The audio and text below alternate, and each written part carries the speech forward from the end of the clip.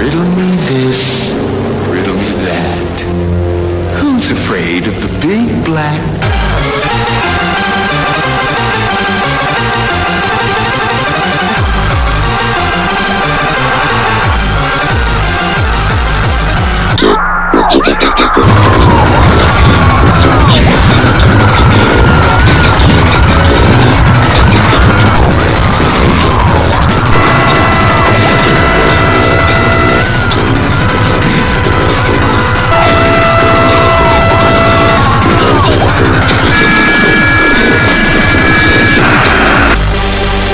And today we're going to check out 3 of the most... Hello, it has been some time since I made my last video, and between this video and the last one, everything has been going downhill. And yet I returned with a new ability. Some may call it schizophrenia, I just call it manifesting at JoJo's stand. Regardless, let's talk about the game, Grace. First and foremost, we need to establish the basic core mechanics of Grace before proceeding to talk about more advanced movement tech. Like for example, did you know if you press the jump button, you jump? Wow, I didn't know that. But if you do know how to press jump and walk forward, then let's talk about all the other basic movements that you'll need to know, like wall jumping. Wall jumping is the most important skill that you'll need to learn if you want to get good at playing Grace, and not get turned into a red ball of mist by the entities that will be following you through your endless journey. Did I mention, Grace is endless, unlike other games that have a similar premise. Doors, for example, has an ending once you reach door 100, and there are no longer any doors for you to traverse. But in Grace, it focuses more on achieving the highest score, door count you could possibly reach before getting your ass split into 2 pieces. Let's get back into wall hopping. Now usually you only get 2 wall hops, 4 if you have the 10-point Crampton trait, which I'm going to explain later. Wall hops are the most fundamental pieces of movement tech you'll need to figure out before we start doing some crazy shit. Now if you run and press control, you'll start sliding. Now sliding is also important because you could preserve momentum while you fly through 10 different rooms in about 0.01 seconds, and you could give yourself a little boost and some brain damage by banging your head against the door. Now seriously, you gain a small boost by hitting your head. Also, with sliding, you could gain additional momentum if you start sliding downwards. With enough momentum, you could even fly through rooms without needing to open any doors. And since the map that you spawn in is pretty simplistic, thus allowing you to blow past rooms like you didn't just smoke 15 grams of methamphetamine combined with 57 Benadryl tablets. But I digress. As long as you have functioning arms or legs, you'll do just fine at the game, unless you're planning on speedrunning or trying to reach over 200% at the modifiers list. Thus, this concludes the most basic concept that you'll need to know. Now I could talk about the favorite part of the game, the entities. To start with, let's talk about our beloved pink fat piece of glowing fucking shit eyeball called Carnation. Now he, or that thing, chases you through multiple rooms until you reach a safe spot to hide from it, or once he kills you. Carnation is pretty simple to evade. Once you see your screen flicker the color pink, you run until you find a safe spot to hide that. But what if you want to be more dangerous? You know, you want to be more Sigma. You want to be not in danger, but the danger, okay? Then you could simply skip the safe room altogether and either crouch into a lever or trimp above to avoid getting killed by pink eye. Also, you must have the camera headlock turned off if you want to crouch into a lever trick to work, or, you know, you could just hide in a safe spot. Besides, let's talk about the slugfish, Carnation's little brother who has ADHD. All you need to know is that he's super fast and you shouldn't mess with him, and you should also probably avoid standing in the middle of any room once you see your screen flash white. But other than that, there isn't really much to talk about. Yes, you could slide under him once he's past you, and even get flung by him if you turn on the boing fish modifier. And while we're talking about the entities that you should hide away from, I should also talk about the entities that you don't even want to look at, or which ones you do want to look at. I'm talking about both Sleight and Heed. If you're like me and have a neurological impairment from playing as Doctor in my daily TV, only real ones will know by the way, then chances are you're going to mix them up from time to time. With Sleight, you need to not look at it, whilst with Heed, you need to look at it or else you'll get jump scared and have your vision obstructed from some time. Thankfully, you get one more chance before they kill you for real next time. And after the googly-eyed boys, we now come across another entity, the Elkman. He stands there and stares at you, like a crackhead staring at you for money would. You need to break line of sight with him or else you'll die from his Patrick Bateman Joker stare, causing you to have a stroke both in-game and in real life. Talk about staring at your soul, I think it's now the perfect time to mention Dozer. He will be the biggest pain in the ass entity you'll ever encounter. His gimmick is for you to completely stop what you're doing, crouch and not move a single muscle fiber. He is super annoying to deal with, killing all of your momentum that you've been building up to. If you god forbid forget to crouch while he's on screen, he will, let's just say, completely fucking ruin your run and have you respawn back at door 0. God, I hate this little yellow fucker. sorrow. Oh, the sorrow, and how sorrowful you'd feel when sorrow crushes you with the force of a hydraulic press. The best way to survive this natural disaster is to hide under something. It could be a door frame, it could be a safe spot, or it could be a wall. Regardless of that, you have a lot of leeway with sorrow. It only appears occasionally and it is pretty easy to hide from. And the only time I found sorrow to be an issue is when sorrow appears at the same time as slugfish. But then you could just hug the wall next to a door and you'll be alright, as long as it doesn't get patched in the upcoming updates. Lastly, about the last entity.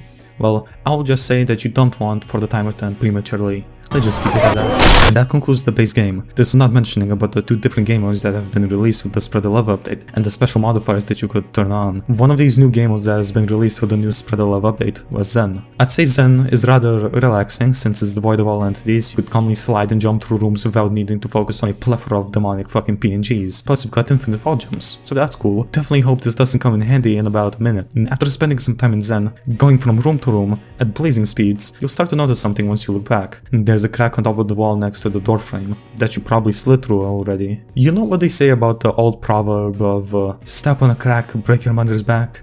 Now, shall we tempt fate? If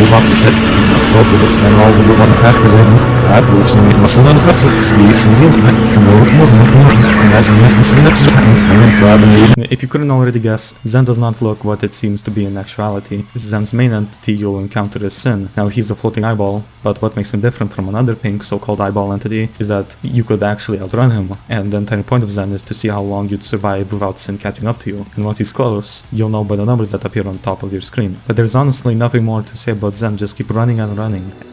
Just keep running. And with all that being said, let's get into some real shit. Reprieve. Now with Reprieve it has some similarities with Zen, like allowing you to wall jump infinitely, and that's pretty much where all the similarities end. Reprieve is so much more different than any other game modes currently in Grace, featuring new mechanics and entities, and you could kill Dozer.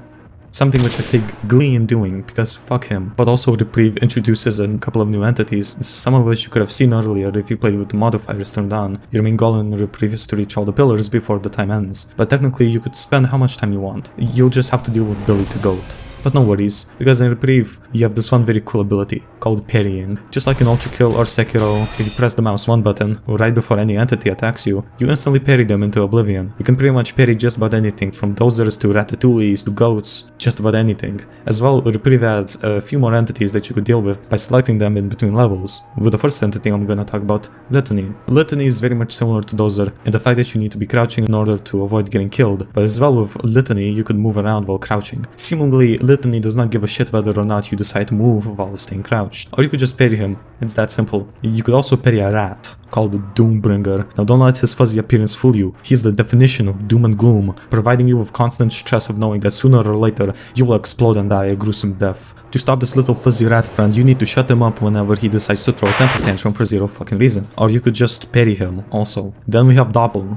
It takes the resemblance of your Roblox character model and chases you around, mimicking your movements. The best way to avoid Doppel is to keep moving forward. Honestly, Doppel isn't really much of a threat in Reprieve, since there are very few times where you need to walk backwards. The map itself that you spawn in Reprieve is very open, allowing you to maneuver around Doppel without any issue. Or you could just parry him. On the topic of shadow figures following you around, the second entity we're going to talk about is called Uru. It takes form of a humanoid-shaped ghost that follows you around, eventually catching up to you and killing you. Unless you parry him, of course. The way you know that he's close is by looking at the indicator that appears in front of you. If the indicator starts glowing red, then that means Uru is very close to killing you, which in that case you better start parrying and praying. And on to the last entity that you could spawn in to cause you a mild inconvenience, called the Epic Duck. Once the Epic Duck spawns, it will constantly try to catch you, and the only way not to die from the Epic Duck is to parry him, just like any other entity in Reprieve. And that, ladies and gentlemen, finishes the two new game modes that were added in the Spread the Love update. Now, let's talk about all the other miscellaneous features of the game. Take for example all the modifiers that you can enable, ranging from making other entities attack faster, to spawning in more frequently, or completely adding new never seen before entities like Cuckoo, Eerie, Drain, or Mime, or even adding new level hazards like tar, water. You could add several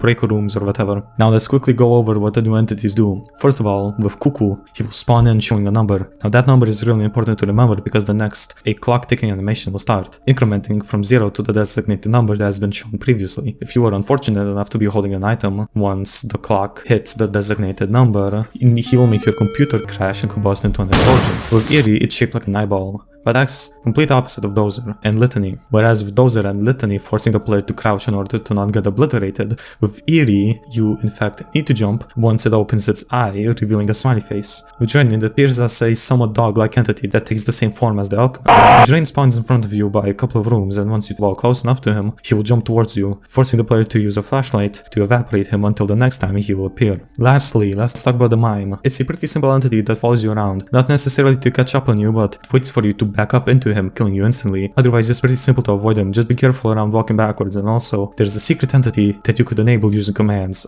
or get incredibly lucky with the modifier pop-up that appears in between safe rooms. With all the entities being explained, there's only left to talk about the progression. Now, with every 5 levels that you gain from blitzing past different rooms, you gain a single key. For every 50 levels, you gain a single purple key. These keys could be used to unlock cosmetics, from sliding animations to music to even custom timers that appear on your screen. And for every door that you go past, you gain a single brick. With enough bricks, you could possibly build yourself a nice house, or blow it all on a fucking rat. For every 750 bricks, you gain a skin can, which you could use to unlock random skins for the items that you've already bought. And lastly, for every 25 levels, you get a trait charm, which you could use to attain a random trait. Now, traits in Grace are super important. Some of them are total horseshit, and some of them will completely trivialize the entire game. There are 2 types of traits that you could possibly get. Either you could get a regular trait or a bound trait. With regular traits, they usually give you some sort of ability in return, giving you something else that balances out the good ability. Take for example the cog, increasing the range of flipping levels and pulling out sockets, but also to balance it out, Cuckoo will spawn in, regardless whether or not you've enabled him in the modifiers list. With bound type traits, they're traits that when equipped an entity either starts appearing more frequently, or with some other traits completely introducing new entities that you couldn't otherwise get without using modifiers. Take for example a trait that spawns an area to attack you. With each time you survive an encounter with a bound entity, you and your teammates will get a temporary boost,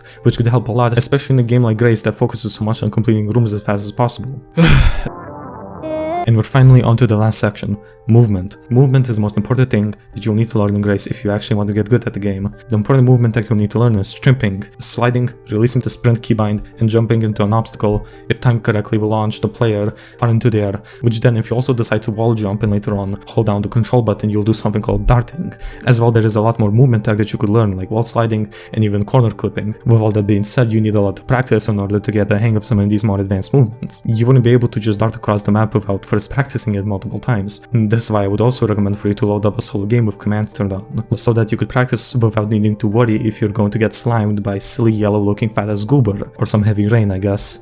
But if you do launch yourself high enough, you could possibly even get yourself stuck out of bounds. If you do find yourself in this sort of situation, you basically get a free ticket to go past rooms without worrying much about the entities. No room hazards, but eventually you'll need to get back down, in which you could simply just walk off the edge, which would teleport you back a couple of rooms, which isn't really that bad considering you've probably went past 20 rooms already without the need to worry about falling into a pit or getting killed by pink eye. All in all, I think that concludes pretty much every single basic thing that you should know about Grace. I hope with this information you could maybe use it to improve your epic gaming abilities, or most likely, you're just watching this for entertainment purposes only. Either way, I'm thankful that you took the time out of your day to listen to me yap and yap about the game, which I have some experience in. And that finishes the video. I hope to see you until next time. See ya.